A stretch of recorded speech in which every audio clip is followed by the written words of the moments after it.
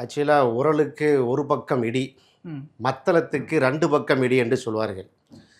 தேர்தலுக்கு முன்னாடி வரைக்கும் என்ன சொன்னாங்க, எங்கள் கட்சியும் எங்கள் தலைவரையும், நீங்கள் திமுகவுக்கு பயங்கரமாக முட்டு கொடுக்குறீங்க, திமுகவுடைய அடிவருடியாக இருக்கிறீங்க, நீங்கள் தான் வந்து திராவிட மாடலுக்கு அச்சாணியாக கேடையாமல் இருக்க, நீங்கள் வந்து வெளியே வர மாட்டேங்கிறீங்க.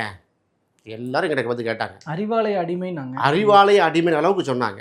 திமுகவுக்கு அவ்வளோ முட்டு கொடுக்குறீங்க, பூஸ்ட் கொடுக்க. அப்போ நாங்கள் என்ன சொன்னோம், திமுக முட்டு கொடுக்குற அளவுக்கு பலகீனமான கட்சியாப்பாலாம் கேட்டோம். ம்.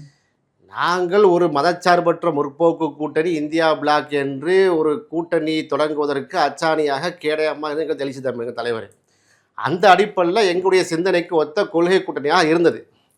அதனால் நாங்கள் இருந்தோம், குறைய சீட்டை பெற்றுக்கொண்டு இருந்தோம். அப்போ என்ன சொன்னாங்க, வெளியே வாங்க, கூட்டணி விட்டு வெளியே வாங்க, வெளியே வாங்கன்னு சொன்னவங்க இன்றைக்கு தாவேக்காங்கிற ஒரு மக்கள் அதிகமாக வாக்களித்து ஒரு அரசு அமைந்திருக்கிறது. அரசு அமைவதற்கு நாங்களும் சேர்ந்து துணையாக இருந்திருக்கிறோம். அது எங்களுடைய கூட்டணி கட்சியின் தலைவர் ஸ்டாலினுடைய ஒப்புதலோடு. அது எல்லாத்துக்கும் தெரியும். இப்போ என்ன சொல்கிறாங்க, பார்த்தீங்களா திமுக வந்து நீங்கள் துரோகம் செஞ்சிட்டீங்க. யார் அன்னைக்கு விமர்சனம் பண்ணாங்களோ அவங்க இன்னைக்கு என்ன செய்திருக்கணும், சூப்பர் திருமாவளவன், அருமையாக எத்தனைங்க நாங்கள் சொன்னோம்.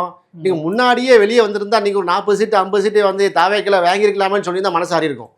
என்ன சொல்கிறாங்க, அதே சேனல் அதே தொலைக்காட்சியில் வந்து என்ன பண்ணுறாங்கன்னா பார்த்தீர்களா அப்படின்னு சொல்லி எங்களை வந்து வன்மமாக பேசினாள் என்று சொன்னால், இவங்கெல்லாம் அரசியல் ஆலோசகர்களா, இவங்கெல்லாம் அரசியல் விமர்சகர்களா, இதெல்லாம் வந்து மெயின் ஸ்ட்ரீம் ஊடகங்களா நாங்கள் கேள்வி எங்கே கேட்க வேண்டியதாக இருக்கா இல்லையா?